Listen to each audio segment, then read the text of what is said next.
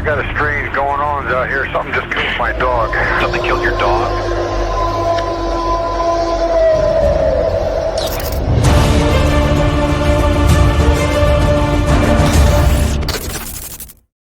Hey, everybody. Thank you so much for jumping onto the show and checking us out. You guys, I got a great encounter episode for you guys. I have a very cool guest on. I have Owyssa on, and she is going to tell you some pretty incredible encounters she's had pretty much throughout her lifetime. She'll get into a little bit about herself, and then she'll go right on into the first encounter, which I find fascinating. She was just 2 years old, and as a 2-year-old's birthday gift, it wasn't an ordinary birthday gift for a 2-year-old, and this happened back in 1966. So without further ado, let's bring our magnificent guest on. And just to let you guys know, throughout the show, I'll be putting up just random pictures of mountainscapes and forests and lakes and things like that because Owyssa has asked not to be on camera, which I'm gonna completely respect her her request. And you guys, let's enjoy the show. Owyssa, how you doing? Doing good. Thank you for having me. Absolutely. First time around, we had a little bit of technical difficulty, and I think hopefully we'll get everything worked out for this one. I hope so too. And again, just kind of go in, and I'm going to be, again, off camera, mute my mic, writing down questions, and Okay. just kind of go into a little bit about yourself, and then let's go into that I don't know if it's infamous or famous second birthday gift for yourself. Oh, thank you. Yeah. My background is I'm the last surviving medicine person and dog soldier of my native family. We've carried this lore for 5 generations, starting with Owyssa Thunderbird, who was born in 1832. She was part of the Native American land wars. So when it was discovered that our lore was being targeted and our way of life, our history was being destroyed along with us, she chose, and so did her family, chose to go renegade and preserve the lore that we had about cryptids and Bigfoot and the way we interacted with them and how we lived next to them. So my grandmother and mother dedicated a good portion of their lives to teaching me our different lore and introducing me to different types of cryptids and that sort of thing, so I'd understand what they all looked like and what they did and why they acted the way they did. So a good portion of my life has been training and being introduced to these things. And when I was 2, my father introduced me to his old-time friend, a man named UncLong, who was a wildman. So UncLong looked like a humanoid from the waist up. He looked like an old trapper, wore a fedora, and wore clothing that were handmade to kind of disguise his unusual body shape. And his lower half was primate-like. He had primate feet. He wore shoes, wore pants, all that sort of thing. But his wife would custom make his clothing, hand sew them so they could hide what he looked like, really. And he'd wear shoes, that sort of thing. So we were over in our oak forest when I was introduced to this guy. He was just sitting in the grass over there, and my dad takes me over. And this old guy's got this bubblegum rock, just a stone out of the river. And he asked me if I wanted a piece of bubblegum. And I said, sure, because I'm 2, I don't know what's going on. And he breaks this rock over his knee, and I'm looking at him like, that had to have hurt, He says, no, that didn't hurt. He just hands me half the rock, and he says, go ahead, you break it. I'm like, pounded on my knee. I'm like, no, that hurts. He says, no, let me have this. He breaks the rock in half again, so we've got a quarter rock each.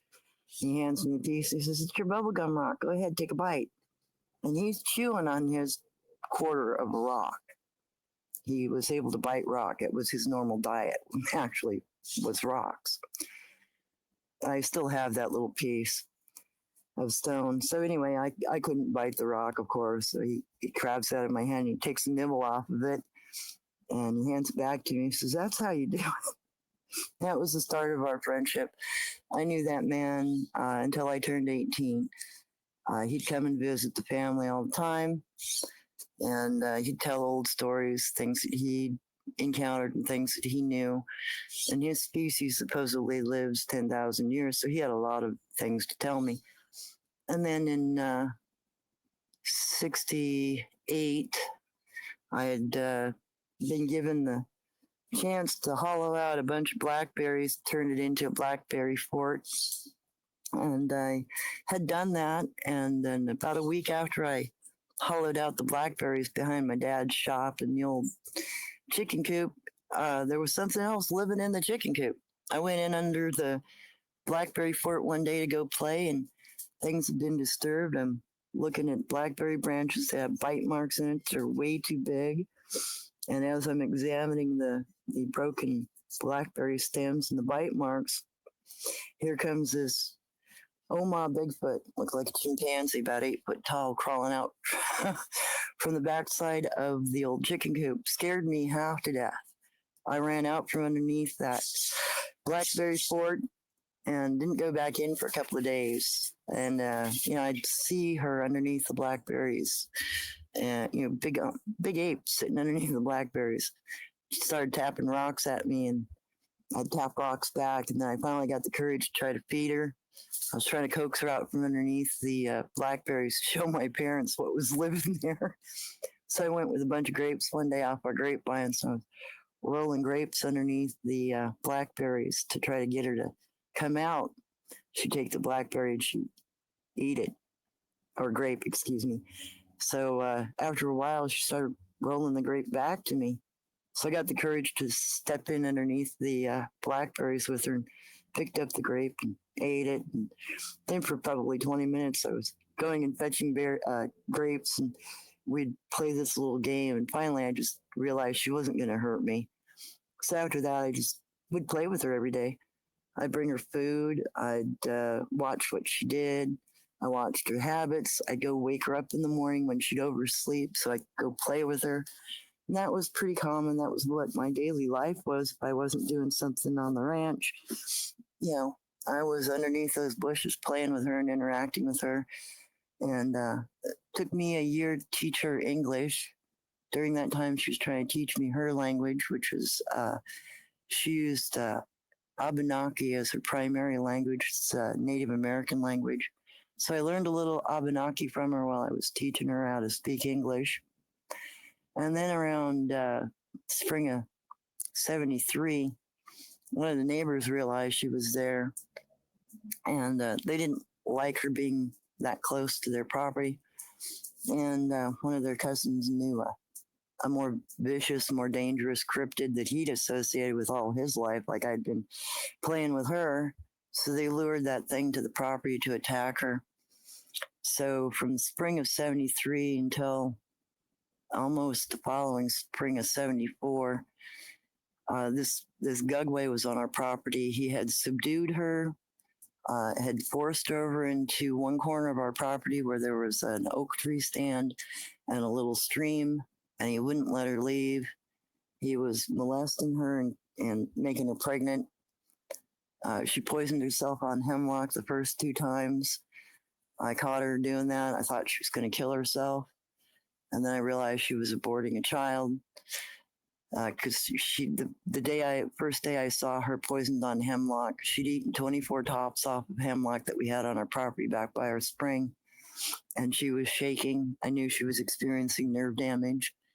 That really worried me. But then I saw all the bites and everything on her. He'd been beating her and biting her. He bit her in the shoulder, bit her in the neck.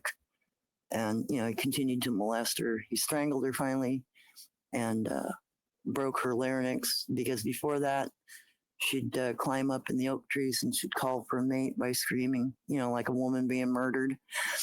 So when she lost her ability to speak, in that regard, she could still talk, but she couldn't scream anymore. I started screaming for a mate for her, which actually attracted the attention of a rather large 10-foot tall Guanche man, looked like Patty, basically. And I caught him one day. They were talking at the end of one of our farm buildings. And I intruded upon them, and I explained to the man, the Gugwe and what was going on. And then he said he would go back to his family and talk to his family about whether or not they were willing to defend her against the Gugwe, because if they were to, bring their law down on him, there might be repercussions between families. So Guanch's family decided they would take the risk and help her. So they married Guanch and the Oma female, which her name was actually Jen Jen. I didn't name her. That was the name she gave me. It means golden person. And once they married, they turned around and beat up the Gugwe. They broke his back, and then they forced him to crawl home to his family, confess what he had been doing. I was there for that day. Guanch carried me to the site where the trial was going on, and I told his parents and his family what I'd witnessed, and they all turned their backs on him, rejected him. So Guanch's family at that point took him to where they were going to carry the law out on him, and they ended up putting him on a punishment pole, which is called a pig pole. Means they leave that person underneath their, final resting spot, and they let him starve to death. And then once the individual is no more in society, they bury them underneath the hashtag pig pole, and they'll throw his pelt up on in the hand that offended. Whichever hand that the individual used to strike a woman with would also be put up on a pig pole. Jesus Payan has a video off the Navajo reservation that shows a pig pole. The pig pole that the Gugwe was put on that I was aware of is no longer there. It was removed due to construction a few years ago, so I wasn't able to document it. So that was, kind of the oddity that I went through as a child. And we can go on to other things after that, but if anybody has any questions about that, let's start there. Well, trust me, when I post this, there'll be questions. So, and I'll definitely send you a link to it so you can check it out and answer those questions if you'd like. But yeah, let's let's move forward with a couple other things that may have happened after that. Well, after that, my mom and I had to move to California because my native grandmother wasn't expected to live too much longer. And it was felt that if I were to learn any lore, we had to go, and we had to do it now.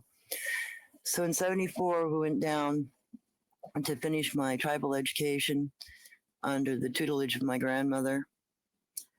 And it was during that period up until age 15, my mom took me up and down the West Coast, all through the redwoods and the sequoias, and she introduced me to all the different locations where we'd tribally known of cryptids being, and I was taken into those areas and I was introduced to different cryptids. Some of them I got to see face to face, some of them I only got to see evidence of. And I did have an encounter in the redwoods that was pretty wild. Well, actually, it wasn't even the redwoods, it was in the sequoias in about, I was probably, I think it was on our way back when I was 8 after we'd visited my grandmother.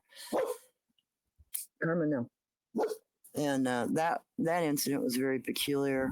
We'd stopped and we were in an area of the sequoias where we were being, my mom and grandmother had sat down and mapped out which roads we were going to go through because there were certain locations within the forest we were trying to get to because of my education. And we'd stopped prematurely to our destination along a little stream bed, just pulled off and camped. And as my mom was setting up camp, I hear a child screaming, and I'm playing in the creek. I look up and I see what I think is a small redheaded child, maybe a little younger than me, being bitten by a coyote in the arm. So I grabbed a stick and I ran up about 30, 40 feet where he was, and I hit the coyote over the head, not realizing I had just saved a Bigfoot from being bitten. a little Skookum boy. And I'm screaming for my mom while I'm trying to hold this coyote back with a 4-foot stick. And before my mom could really get to us, I mean, she could see us. She was maybe 40 feet away.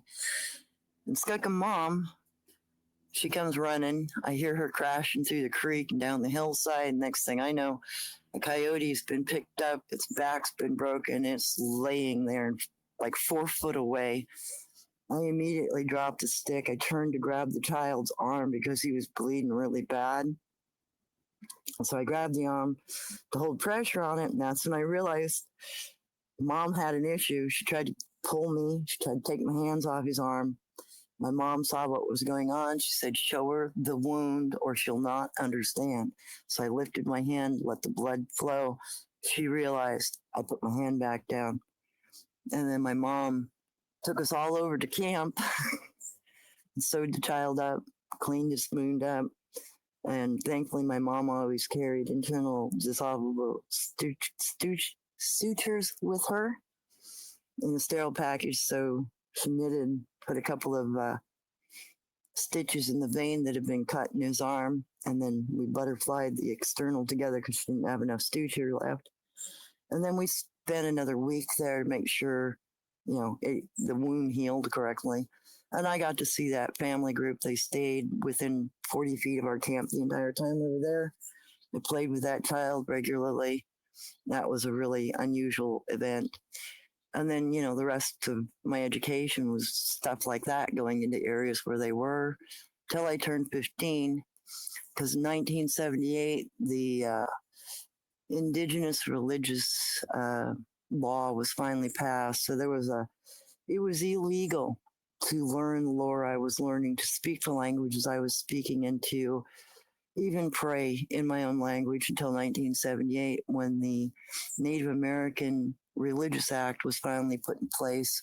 It's part of the reason why my adult turnout was delayed until 1979. It's because it wasn't even legal for me to go into the wilds to go on my adult turnout to become an adult.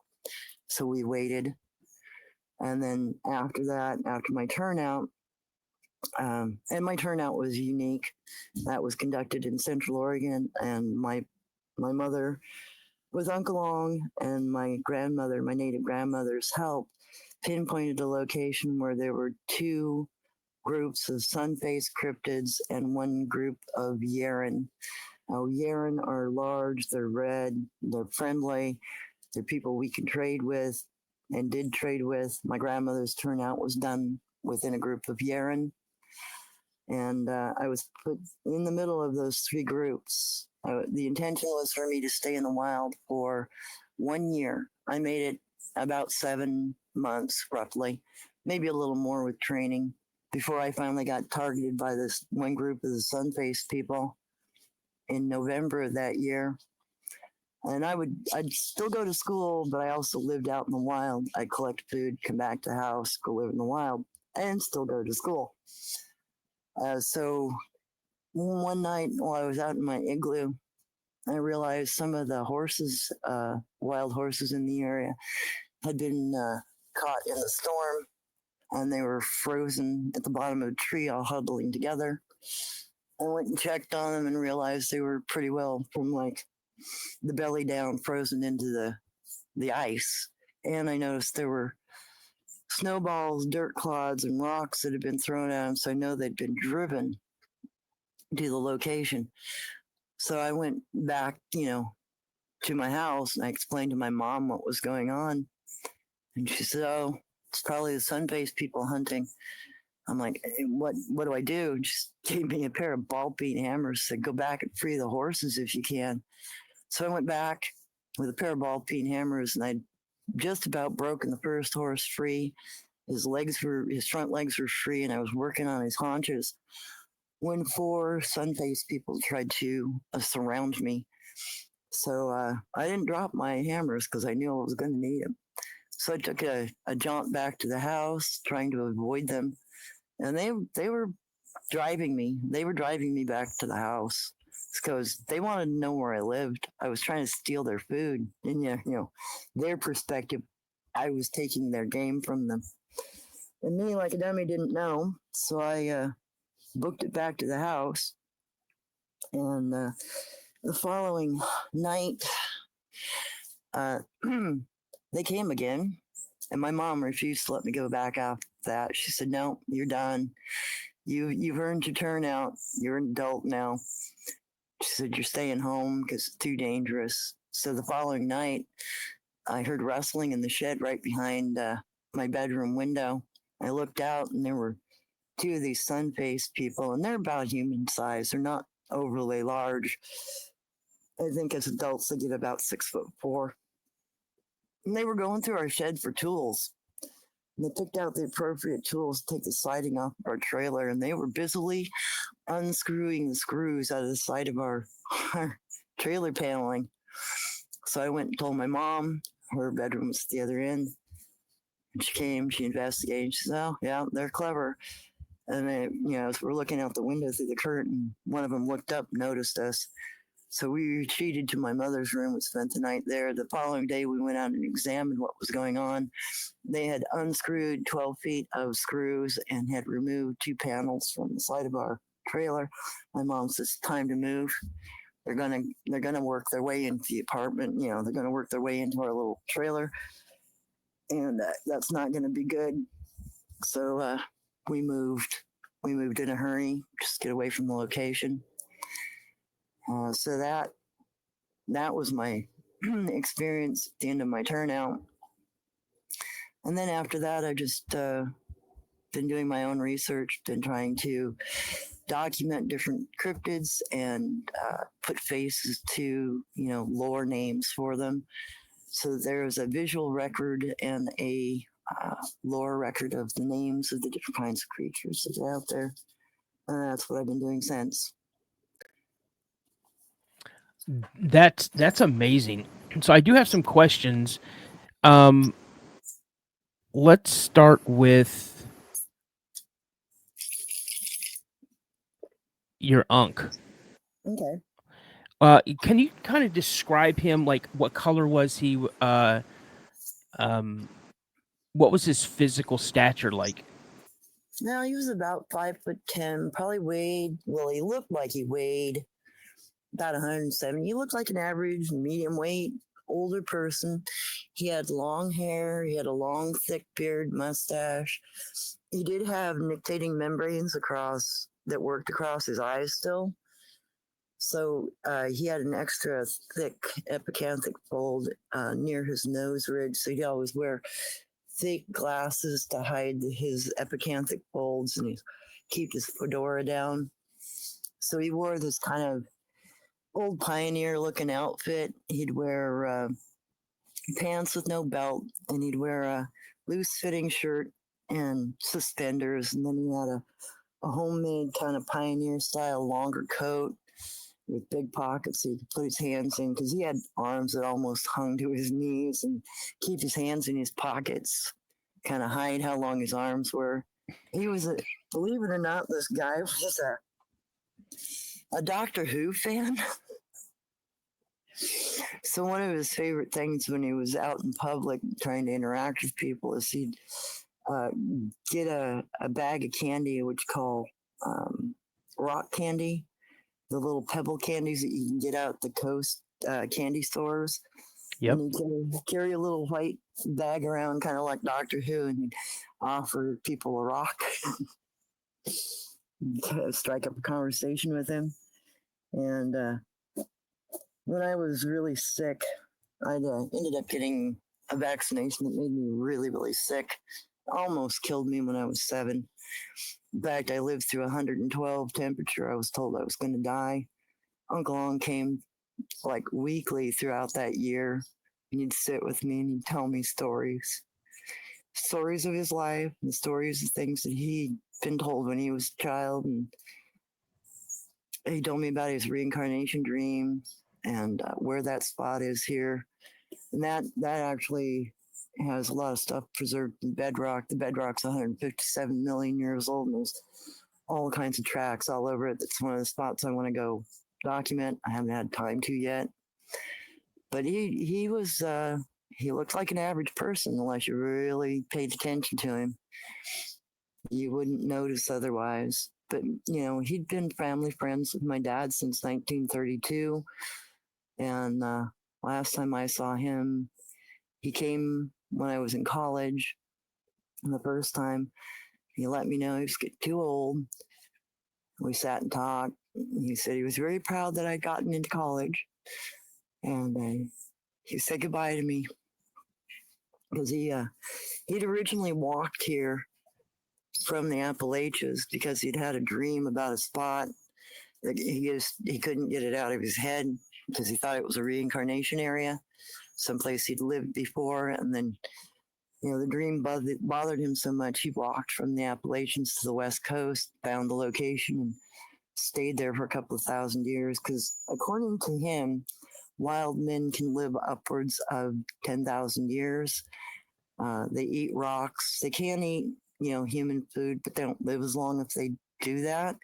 They'll only live a couple hundred years. So their digestion actually is very different. And they eat rocks and they spit gold.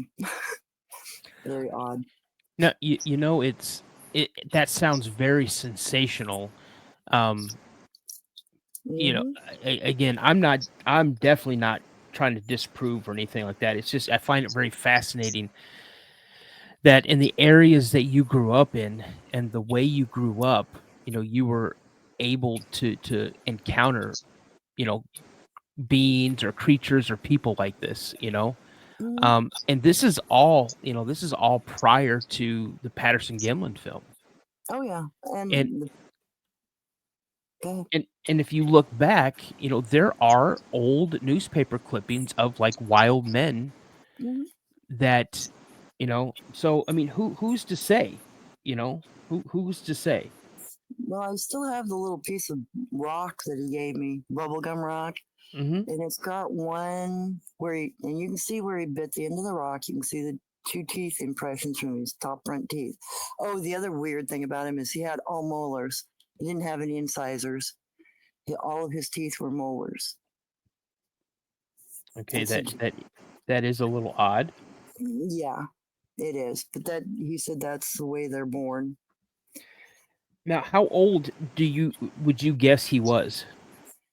Well, he told me the last time he saw me, he claimed he was 9,728 years old or something like that. That's And yeah, again, it's off it's the fucking wall, isn't it? Pardon my yeah, French. it sounds sensational, Mm-hmm. and you're again, we're gonna have people that are like, no, wait a minute, wait a minute, wait a Well, minute. I know. That's why I'm really glad I still have the rock, because not only does it show his tooth impressions, he scratched one of his teeth to leave a little stripe of gold. And then down the other side of it, he wrote his original marriage contract scribed into the stone. Mm. So those are some proofs I have of his existence. And I still somewhere have one letter from him. Well, let's kind of go down to let's talk about Jin. Mm-hmm. And what was kind of describe her, color of her hair, mannerisms, things like that as well. And again, you know, about how old did she look, or did she communicate with you how old she was when you first encountered her, and did she ever say why did she go into that area? Oh, yeah. I can definitely clarify all that. So when she first arrived, um, I couldn't communicate with her. I did learn that she could sign and she knew native sign, and I'd already been taught some native signs. So that's how initially we communicated. And then she would show me an item and she'd tell me her word for it.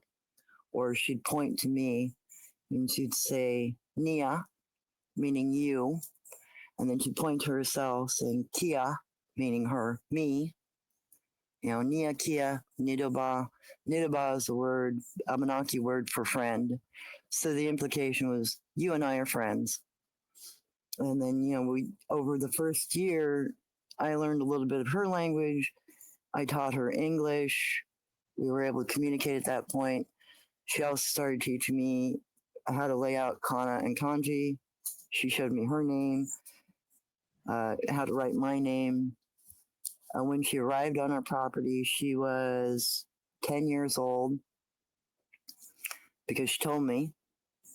And at 8, they are considered adults. And she was approximately 8 foot tall when she arrived. She was black toned in her hair color, and she had 2 layers of hair like a pelt.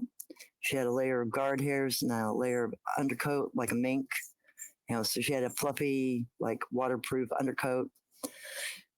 She also had nictitating membranes in her eyes. Her eyes went red at night. It's just a way of seeing. And her skin tone overall was grayish, like a gorilla's. Her hands were very similar to a gorilla's, but had a bit more dexterity. Feet were the same way. She actually wore elk skin boots because she had tender feet. She made the boots herself. She'd traded for the leather because her particular family group don't take bigger animals unless it's for a ceremonial reason, death, marriage, that sort of thing. And she showed me she'd go back to where her tribe was. She'd bring things and show me. She bought me a sippy cup that was made out of a end of a bone that was all carved. She showed me a little wooden flute that was all carved that had, bird call flute. So she'd bring me items from where she lived and showed me that she'd actually come to the property because there was no viable mate for her within the area she'd been born. So she needed to come further down the valley. She was basically on a form of turnout to go find a mate. That's why she was screaming to attract somebody. And it's normally not that way. Normally, arranged marriages are within a group, but she was related to everybody. They understood that would cause genetic issues with children. So she was asked to go out and find a mate. And that's why she came to our property originally, was to have a safe place where she could live, call for a mate, and attract one. And, over the time that she was there, I saw a sun-faced person was the first individual that tried to become a mate. He came to check her out. They got in a big argument. In the middle of the day, he went up a poplar tree to try to mark territory, break a limb. She went right up after him. It was one of the few times I saw her take her boots off. She went right up after him and chucked him out the top of the tree. Got down on him, beat him up, forced him out. I asked her why. He said, because that's a sun-faced person. He'll eat our children. I don't want him. So they're cannibalistic. They still look like a Bigfoot, but they're pale-skinned in the face like us. And then there was a Skookum boy that showed up. He spoke English. I caught them out by our little spring talking one day. And he spoke English. I asked him how he learned English. And he said he'd been sitting under one of the neighbors' windows listening to their TV so he could learn to speak our language. He was a very nice individual. He was very small, though. He's only about 6'4", and he was only 5 years old at the time. She rejected him, said no, he was too young. And then after that, the Gugwe was allured to our property. But, during the time before the Gugwe was there, I watched her daily habits. She would get up in the morning, she'd go to the spring first off, she would wash her face, wash her hands, wash her feet, wash her armpits and her privates. Then she'd go out, start her foraging.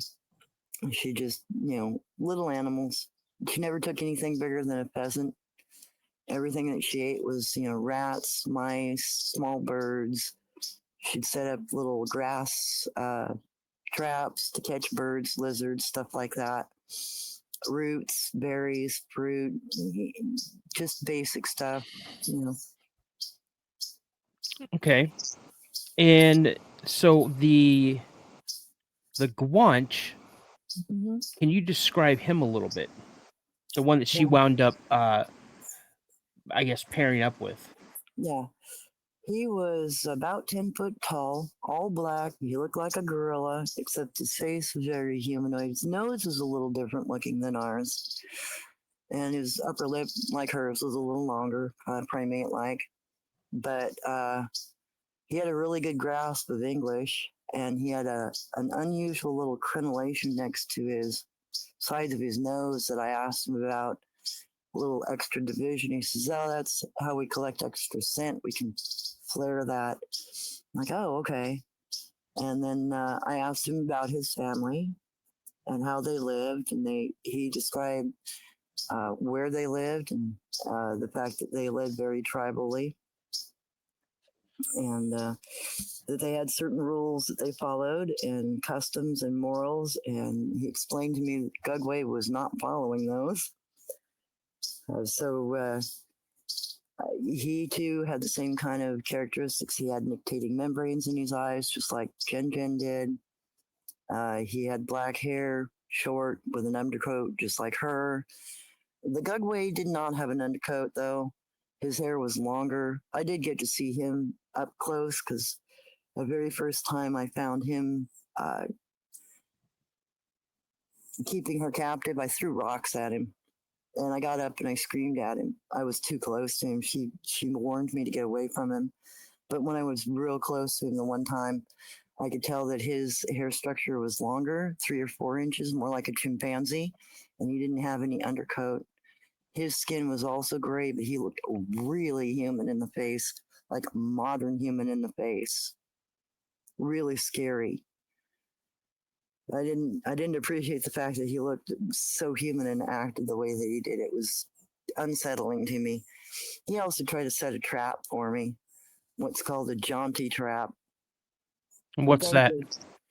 Well, it's an arrow trap set in the ground that shoots a spike up through you as you try to try to step over it.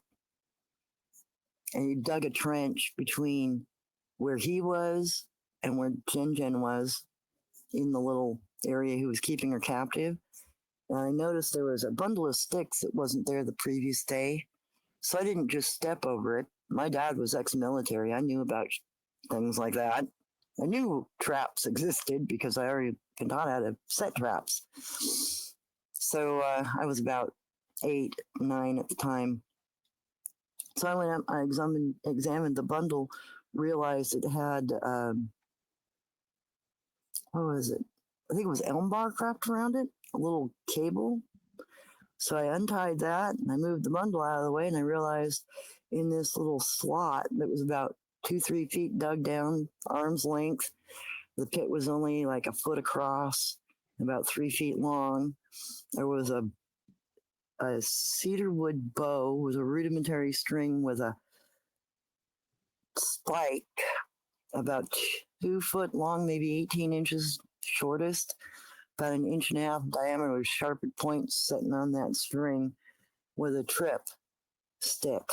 If I would have moved that bundle and tripped that connection, I would have had that spike up through my crotch as I stepped across. That's some crazy stuff there. Oh, yeah. Their Gugwe are known for setting that kind of trap. That was something my native grandmother talked about. She said that was one of the things that was a danger in the woods, to run across something like that that hunted us. And about how long was he in the area before the Guanch and Jinjin? Now, did the Guanch have a name?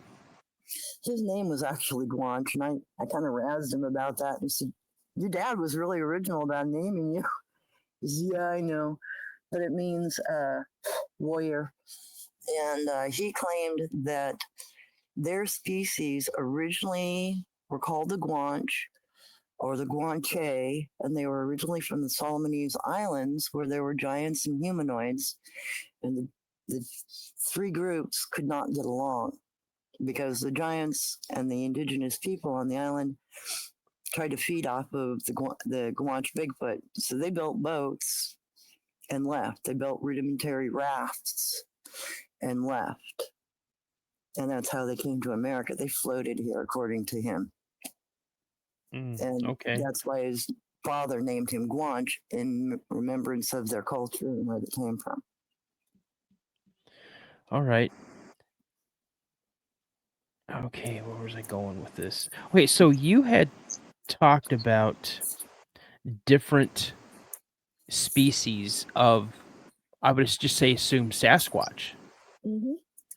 And to your knowledge, how many different species are there? Well, my grandmother's lore, if you include things like dinosaurs that are left over and, little people like Weewilla or Memebigwigan, if you include those, somewhere around 240 different species. Roughly 200 of those are cryptids like Bigfoot. Okay. All And, right. when you say Dogman, Guanch, Gugwe, those are all seen as different creatures because they all look different and they all act different. Right. All right. So let me ask you this. The sun-faced people. Yes. Can you describe them? Depending on the species, I've run across four or five different species of sun-faced people in my life. They are pale skinned in the face like us. At the most, they'll look like a sunburnt human. A lot of them have a very caveman look to their faces. Some of the species of them are smaller and more human sized. They never get over about 6 foot, 6.5 feet. Some of the bigger ones, though, they get up 15 feet. They're huge and they're scary. The ones on my turnout, the ones that came after me were human sized, but on the other side of the ridge line, the other group of sun-faced people, they were scraping 15 feet. I tried to go into that area a couple times just to see what they were, even bugged my brother to go in. Neither one of us could get more than about 60 feet inside their territory before we got turned around, getting growled at, get stuff thrown at us, or just getting snuck up on to a point where we were too uncomfortable, had to leave. And Now, yeah, go ahead. now you've mentioned turnout a couple of times. What exactly is that? So, turnout is your adult rite of passage. In ancient times, well, not even ancient, but pre-colonization, you would be expected as a young person to go out and live in the wilds and prove the skills that you've been taught. How to make traps, how to hunt, how to track, how to make fire, how to build a shelter, how to collect food, how to keep yourself safe, etc. You had to exhibit that you could use those skills in the wild. After you were able to exhibit that you could use those skills, you were then considered an adult within your community. So a turnout is basically your rite of passage to adulthood. It used to be traditional to be out for a year on your own. Now it's 3-4 days a week, and you aren't necessarily put in the middle of a group of cryptids. You're just expected to go out in the wild and meditate, learn. Okay.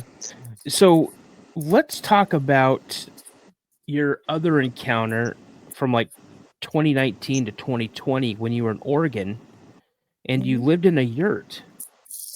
Yeah, friends of mine contacted me during that time because there was a piece of property down in Douglas County here that was having some cryptid issues.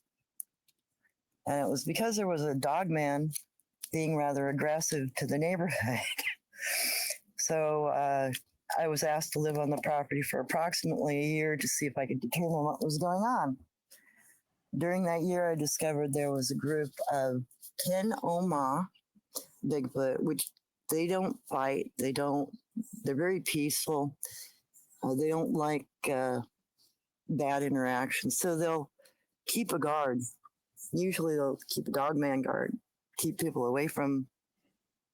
And that was what was going on. So there were 11 of them that came into the property. And he would come in first. He'd be kind of the strike force. He'd rile everything up. When I first moved into the yurt, I had a bear door on the yurt too, because there were bears in the area.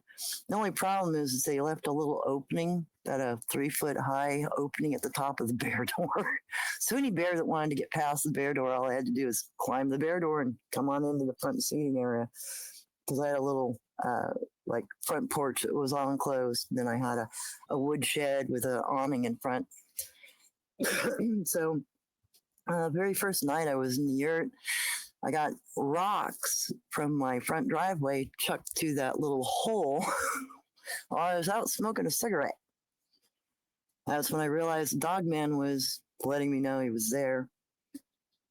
After that, he got more boisterous. He would, once I didn't scare, he tried to scare me after that. He'd take the Velcro windows off my yurt in the middle of the night and try to grab for my dog while she was sleeping on the couch. That was a little scary. After the second time he did that, because he did that like 3 or 4 times total throughout that few months, I just get more aggressive with him. I wouldn't back down. It's because I was taught that if you back down, they don't have any respect for you. If you don't show that you're willing to go toe-to-toe with them, they'll just walk away, or they will really harass you. They'll really try to rip your vehicle apart or your home apart. In fact, he did that one time too. Because the yurt I was in was built on a high raised point over a gully. So I had support posts, 4x4s underneath the entire building. One night he tried to shoulder one of those posts out. He hit it so hard the whole yurt shook. And he was pounding on the bottom of the yurt floor to scare the hell out of me. So I jumped on it and I started screaming at him, I'm going to help you bust this thing. I'm going to collapse this thing right on you. You're going to live through it. I'm going to slide down the hill on you. After that, he started knocking on the side of the yurt instead of going underneath. The following day, I went down and I checked the 4x4 post he hit. There was a 1/2-inch crack, 3 foot in that post. He hit it really hard. So he would turn off the power to my yurt. He figured out what the main switch was in the barn. He'd throw that main breaker switch, turn the power off. I'd have to go down, turn it back on. He figured out how to turn off my propane tanks for my stove when I was cooking. He'd turn that off while I was cooking a meal. I'd have to go out, turn it back on. He'd be standing, leaning against a tree watching me. Now I'd harass him every time. Like, what are you doing? You being a pain in the butt? You want dinner? What are you doing? I saw that thing probably like 15 or 20 times before he finally introduced me to his family, because I'd finally proven to him that I wasn't going to back down. I wasn't afraid of him. One night, I went out because he knocked on the side of the yurt. He was leaning against a tree, maybe 15 feet away from me. And then he kind of nods to the ravine down in the gully. And I get this tap. I'm like, oh, okay. So I said hello to all of his family. They were introducing themselves. I didn't get to see them. They were only tapping at me. He was the only one that allowed me to see him. I did get a few pictures of them later, because I'd track them wherever they were and wherever they were sitting and snap a picture when I could find them over my other computer. So yeah, he harassed me pretty good. And then we ended up with the big boar bear in the area trying to get into the old man's house. It did break his back door by clawing it, but he had a secondary door into his home, thank God. So we tried to get rid of that bear. We couldn't get a tag for it because there was a female involved, a sow with a baby. In this particular county, you can't kill a boar if there's a sow with a baby involved. They see it as family group, though that is not how bear work. Whatever. So we couldn't get a tag to remove the boar. So I went to the Dogman because right after the bear tried to tear the back door off the old man's house, it camped 40 feet from my vehicle one night when I was bringing groceries in, and I couldn't get him to leave. I blared my horn at him. I turned my brights on him. I was throwing stuff at him, and he was not scaring. And then as I'm trying to get this bear away from my house, something up in the woods started breaking sticks, big 4-inch sticks, and started lobbing chunks from the woods at the bear. So I realized I had an ally. It was the dog man. So I yelled up. I said, "We can't get a tag for this thing. It's dangerous. Can you please kill it, eat it, get rid of it, drive it out of the area? Please do something." A week later, he killed the bear in the middle of the night. Scared the living bejesus out of me. I woke up to the bear roaring, and then the dog man roar. That roar rattled my chest. He was a half block away, but I could feel the difference. Oh, and then that battle lasted about 2 minutes. The following day, I went up to the cross trail where he caught up to the bear, and I have pictures of the battle scene, the mud, and how deep the impressions were, where the bear fell, where it had been picked up. Dogman walked uphill. Dogman's tracks coming in were about 4 inches deep.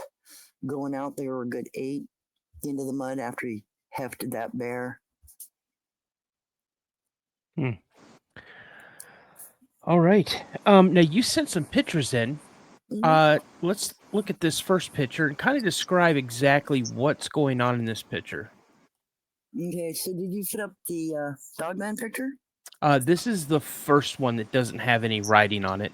Oh, okay. So that picture is from an individual in a group I used to associate with back in the 80s. There was an old woman, Bigfoot, that I got to know well enough I could sit down with her, sit next to her. And this is one of the juveniles from her family group up in a tree basket. There were actually 3 in this image. There's another individual sitting above him, but I just isolated him because he was the easiest to see out of the group. He's wearing a deer skull mask because he's part of what they call a deer society. So Bigfoot have religious societies that they belong to that revere certain creatures in nature like the deer because they are seen as a needed food source and they are to be preserved and honored. So you never take more than you need. This individual is a person of that kind of society within their culture. Okay, and then here's the second one you sent. Oh, that's the dog man that harassed me.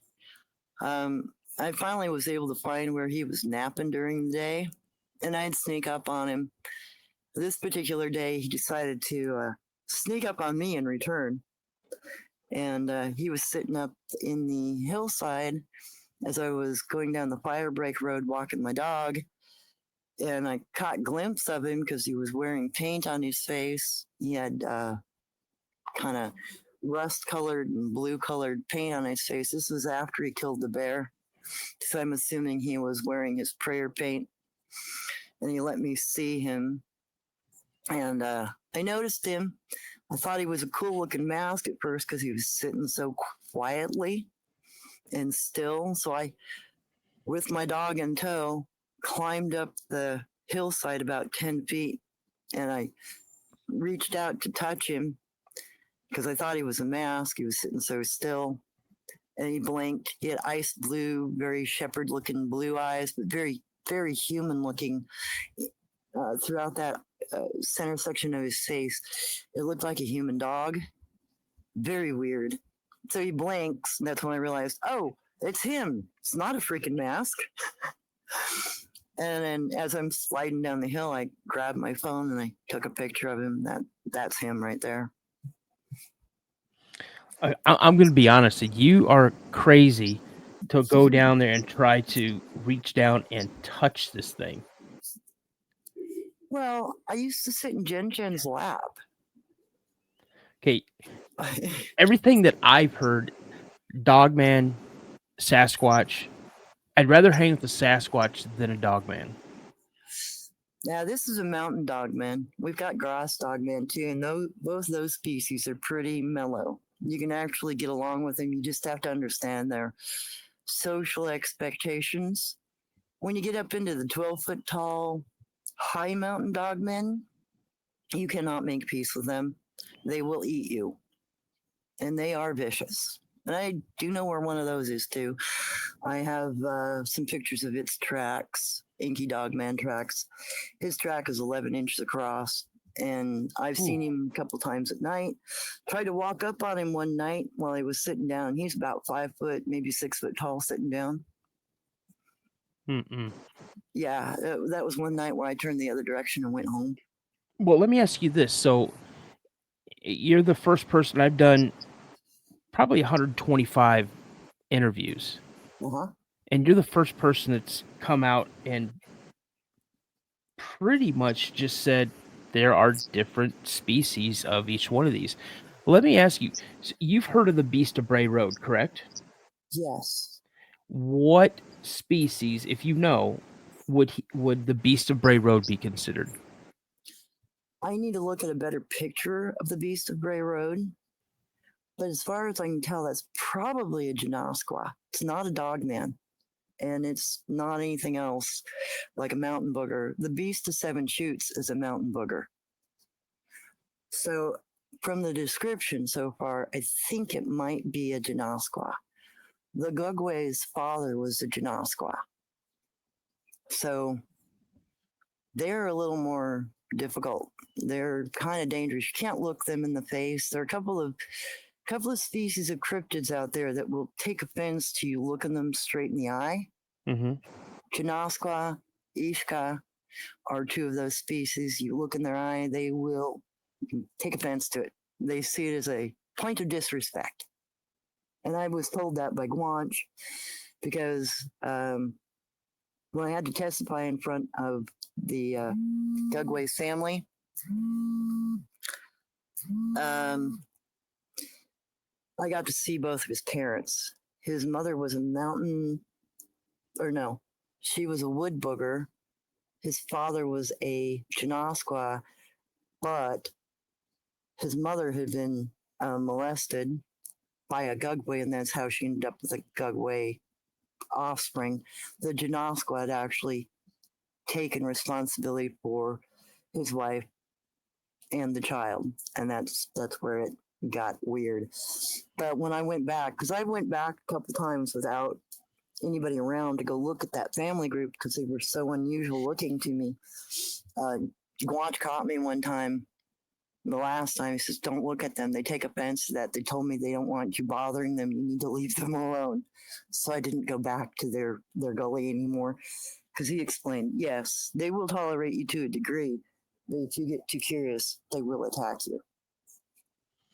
Where do werewolves fit in this whole grand scheme of things? Personally, I think werewolves might be due to a viral infection. I think they gain the ability because of an illness, and I think they're a European creature. I don't think they were originally from here. I don't have any lore of that sort of thing.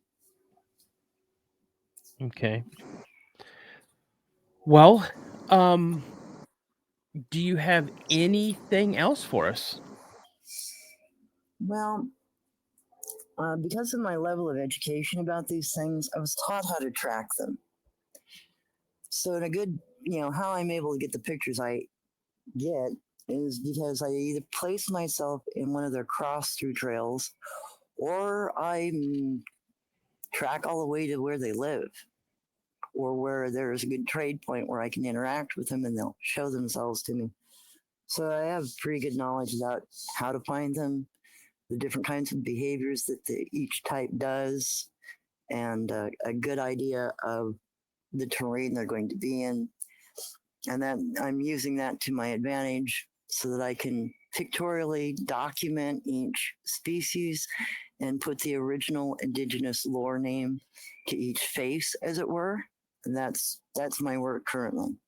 I'm just trying to build a reference log of lore compared to cryptid and what they look like and why it's important to understand the different species. Okay. Now, are you aware of who Harley Owens is? No, I'm not. Okay, he's 24, young buck. gets out there, does a lot of investigating, Hmm. and he, has to me, it's an incredible photo of a dog man. The story is him and his one of his friends or his in-laws Hmm.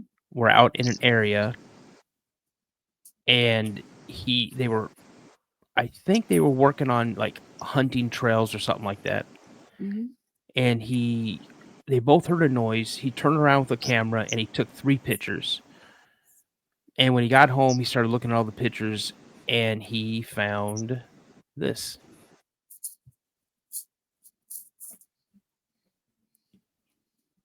Hmm. That looks like a brown dog man. What color was this thing? Is it black or brown? It looks black. Yeah. Okay, now that I enlarge it, yeah, that looks very similar to our lowlands. Was he? So the 3 different species of dogman that I'm aware of in this area. We've got a grassland lives on the floor of this valley. They have green eye shine at night, and they are black haired. We have a mountain dogman, which is like the picture of the one I've got. They live at the 500-foot level. They have electric blue eye shine at night. They're a little more aggressive. The grassland ones, they try to avoid you. They're easy to trade with. Mountain dogmen, they'll test you. They're a little more leery. They'll be a little more aggressive. But eventually, if you stand up to them, you can establish trade agreements with them and interactions with them. And then you got the ones that live up 1,200-foot level. They're the great big ones. Both the other species don't get over about 7.5 feet tall, 8 foot max. The higher elevation ones that are 1,200 feet, they get up to be about 12 foot in height, and they are incredibly aggressive. They were known historically to hunt humans and other cryptids like skunk. They'll predate on other Bigfoot. And they have a really pale eye shine that's green, almost yellowish green at night. Okay. And then I had another guest send this in.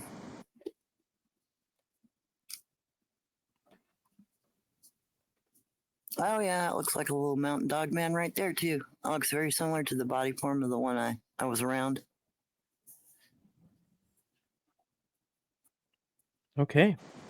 Well, um, Owyssa, I cannot thank you enough for coming on the show. Awesome. Yeah, I've got one other thing to say. Sure. To people who are out hunting and interacting, uh, there is a boogeyman marker you can look for that will tell if there's a predator in the area. It's just a pair of rocks with a stick in between. It looks like a nose.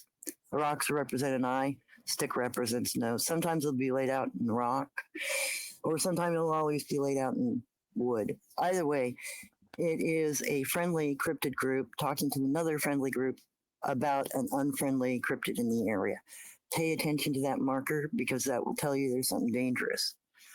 Additionally, I've advised hunters in the past to realize when you go out hunting, you're hunting in their foraging grounds. They may take offense to that. Be aware, don't shoot at them. That'll only make your circumstance worse. There was a fellow here that kept getting his deer stolen. He was a bow hunter. Now, when he goes into the area, he'll leave a 6-pack of beer before he goes hunting. Another hunter that I know leaves a hindquarter because their deer were being taken. So just a piece of advice. Sometimes you can do a trade agreement, still hunt in those areas. You just have to leave something for them for taking what you take. Okay. That sounds like good, solid advice to me. Awesome. Well, I'm going to go ahead and close the show out. If you want to just hang out for a minute. Sure thing. All right. You guys, what an amazing just string of encounters she's had all the way back when she was from 2 years old up until, 2020. Again, you guys, these are some amazing stories, and that's what I like to do here is I like to give everybody that come on my show an absolute what's the word I'm looking for? Kind of give everybody a place that they can come share their stories and encounters. And remember, you guys, we can't discount anybody's stories truly, because we weren't there. We didn't experience what they experienced. We didn't sense or what they sensed. Um, and again, it just depends on where you grew up, what your background is like. Um, and again, I always believe that they can read your energy. They can sense whether you have a good spirit or an evil spirit, and they choose how they want to show themselves to you. I learned some things. I always thought that Dogman and Bigfoot were at war with each other. Didn't know that some of them, some tribes, if that's what you want to call them, of Bigfoot, actually kept dogmen of whatever species. I mean, I learned grassland, mountain, brown. Yeah, I would have never known that. So again, Owyssa, thank you so much for coming on. You guys, what an incredible encounter, incredible stories. I hope you enjoy the episode. Again, if you guys have had an encounter and you'd like to come on the show, shoot me an email at the Cryptid Podcast 72@gmail.com. That's the Cryptid Podcast 72@gmail.com. And as my buddy Josh always likes to say, guys, remember, stay prayed up. And as I always like to say, remember, guys, a legend begins with the sighting. You have a fantastic day. I'll see you on the next show. I got a strange going on out here. Something just killed my dog. Something killed your dog?